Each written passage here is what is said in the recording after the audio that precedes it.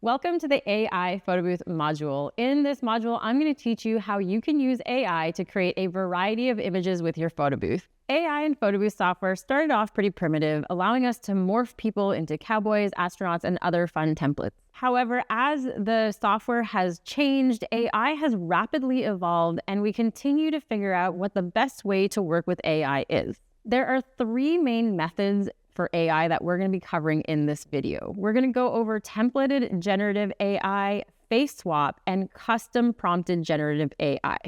Each one of them has its own unique use case, and we're going to go over when to best use each one.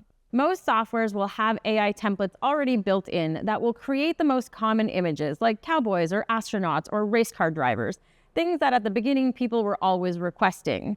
These prompts are predetermined, meaning that you don't have to adjust them at all. They have been optimized by the software in order to create the same image over and over again. These are easy to do, and the outputs will be consistent with the theme while still being unique to the person. With face swap, you aren't required to do any custom prompting. The background is going to be consistent every single time, and the only thing that's going to change is the person's face. Movie posters are a great example of using face swap, where you want the entire background, the person, and the text to remain unchanged, but you want the person's face to be on the main subject. Custom generative AI is used when you want the AI to create the entirety of the image based on the custom prompt that you give it. This requires some expertise on how to prompt the AI properly, but there are almost no limits on what you can do. Speaking of limits, though, let's go over some of the issues that you might run into when using AI.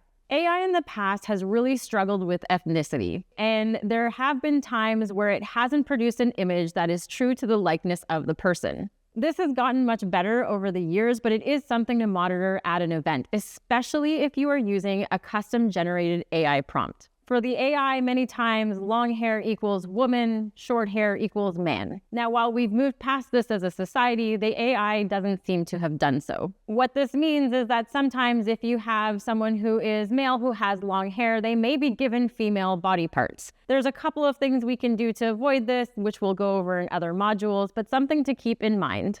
Appendages seem to also be something that confuses AI, which is confusing to me because I've rarely seen people who have 8 fingers or more than 2 arms. When doing full body AI images, you might find that it adds an arm or extra fingers to people's hands. And this is just unfortunately something that happens with AI and will continue to happen until it learns how many arms and fingers people have. Copyright infringement is another one that you're going to have to keep an eye on. This is especially true when it comes to any type of superhero-themed booth.